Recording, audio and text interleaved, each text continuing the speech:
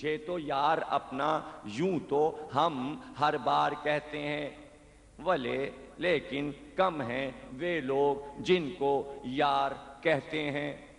اے معاذ اللہ، دخل کفر ہے اسلام میں کیوں ہو غلط پوچھ اور باطل بازے جن کو یار کہتے ہیں، غلط پوچھ باطل بازے جن کو یار کہتے ہیں۔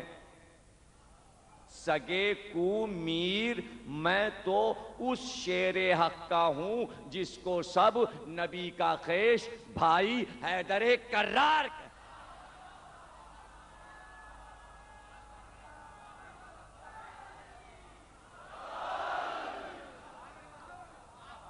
عجب ہوتے ہیں یہ شاعر بھی، عجب ہوتے ہیں یہ شاعر بھی، میں تو اس فرقے کا عاشق ہوں جو بے دھڑکے بھری محفل میں یہ اسرار کہتے ہیں۔ تجھے تو یار اپنا یوں تو ہم ہر بار کہتے ہیں، سگے کو میر میں تو علی کے در کا کتا ہوں جس کو سب حیدر کرار کہتے ہیں۔ یار اور ہے حیدر کرار اور ہے۔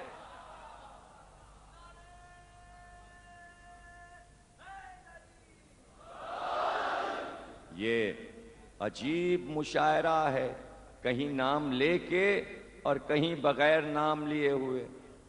یہ جہاد ہو رہا ہے، یہ زبان کا جہاد ہو رہا ہے، یہ بہت بڑا جہاد ہے۔ یہ جہاد آسان نہیں ہے۔ اس دور میں بھی مشکل ہے کہ کوئی بڑا شاعر علی کی راہ میں جہاد کو یوں نکل پڑے اور اپنے لفظوں کو علی کی بارگاہ میں پیش کر دے۔ قتل کیے پر جھگڑا کیسا لاش میری اٹھوانے دو، قتل کیے پر جھگڑا کیسا لاش میری اٹھوانے دو، جان سے ہم بھی جاتے رہے ہیں آؤ تم بھی جانے دو۔ ابھی نہیں سمجھ میں آیا نا؟ ابھی میر کی یہ غزل بہت مشہور غزل ہے، لیکن جب دوسرا شعر پڑھوں گا تو پہلا شعر بھی سمجھ میں آ جائے گا۔ قتل کیے پر جھگڑا کیسا لاش میری اٹھوانے دو، جان سے بھی ہم جاتے رہے ہیں تم بھی آؤ جانے دو، خوب نہیں اے شمع کی غارت ساتھ رہیں بیگانے دو، خوب نہیں خوب نہیں ہے شمع کی غیرت ساتھ رہیں بیگانے دو، کب تیرے فرمان پہ سوئے یہ بازو کے پروانے دو، قتل کیے پر جھگڑا کیسا لاش میری اٹھوانے دو۔ کس کی لاش پڑی رہی اور کس کی لاش پہ جھگڑا ہوا ہے؟ ارے بھائی کچھ ہسٹری پڑھی ہے یا ایسے ہی شاعری سمجھنا چاہتے ہیں آپ؟ ارے شاعری کے پیچھے بھی ایک تاریخ ہوتی ہے۔ میر پوری تاریخ لیے بیٹھے جہاد کر رہے ہیں۔ ہے گفتگو باغ فدق جڑ فساد کی، جانے ہے جس کو علم ہے دین کے اصول کا، دعویٰ تو حق شناسی کا ہووے تو اس قدر، پھر جان بوجھ کے یہ حق طلب بطول کا۔ سہل ہے میر کا سمجھنا کیا، اس کا ہر سخن ایک مقام سے ہے۔ سہل ہے میر کا سمجھنا کیا، اس کا ہر سخن ایک مقام سے ہے۔ خوش سر انجام وہ ہی ہیں جن کو اقتدا اولی امام سے ہے۔ یہ ہے میر تقی میر۔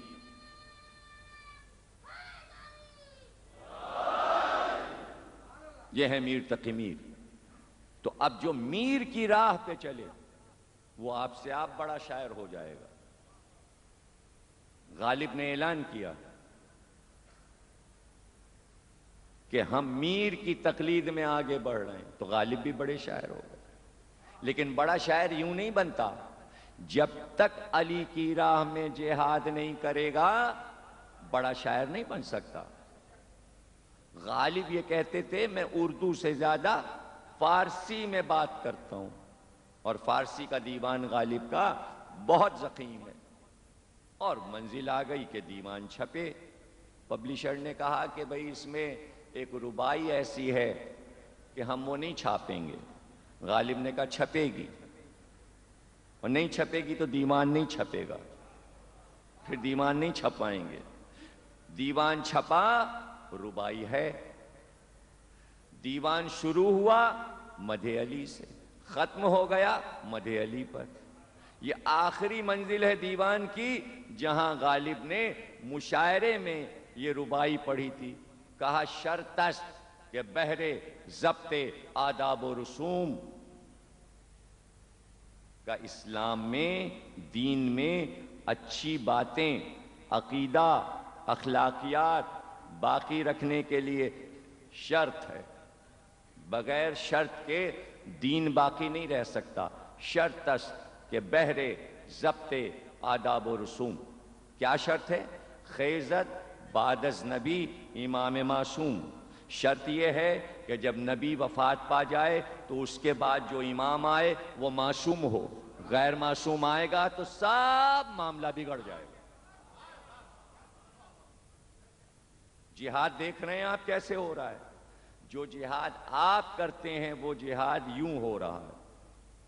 شرط است کہ بہر ضبط آداب و رسوم خیزت بعد از نبی امام معصوم. دعویٰ کرنا آسان ہے، دعوے کی دلیل دینا مشکل ہے، اور اگر دلیل نہ ہو تو پھر دعویٰ بیکار ہے. ربائی کے پہلے شعر میں دعویٰ کیا کہ نبی کے بعد امام معصوم کو ماننا ضروری ہے ورنہ دین باقی نہیں رہتا. اب دلیل دی. دوسرے شعر میں دلیل دی.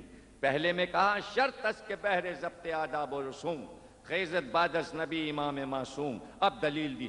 زیجما چه پرسی بالی باز کرائی مہ جائے نشین مہر باشد نہ نجوم. کیا دلیل دی؟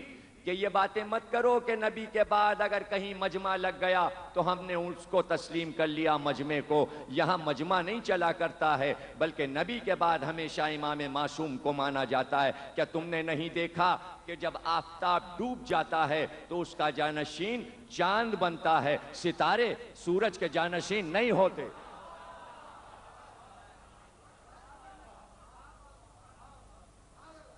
خیزت بعد از نبی امام معصوم زیجما چه پرسی بالی باز کرائی مہ جائے نشین مہر باشد نہ نجوم. کہاں سے دلیل لی غالب نے؟ قرآن سے.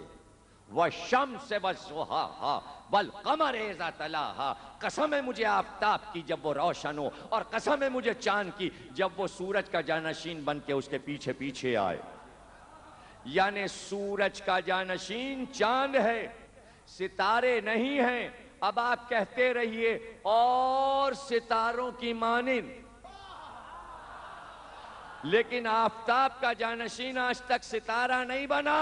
جانشینی چاند کے پاس ہے. اس لیے وَالشَّمْسِ وَالضُّحَاهَا اللہ نے کہا کہ آفتاب سے مراد رسول ہیں اور چاند سے مراد علی ہیں. اور منظر دیکھنا چاہتے ہو تو جب علی نے نبی کو قبر میں دفن کیا تو آفتاب رسالت جہاں غروب ہوا، علی دفن کر کے اب جو قبر سے نکلے تو چاند امامت کا طلوع ہو رہا.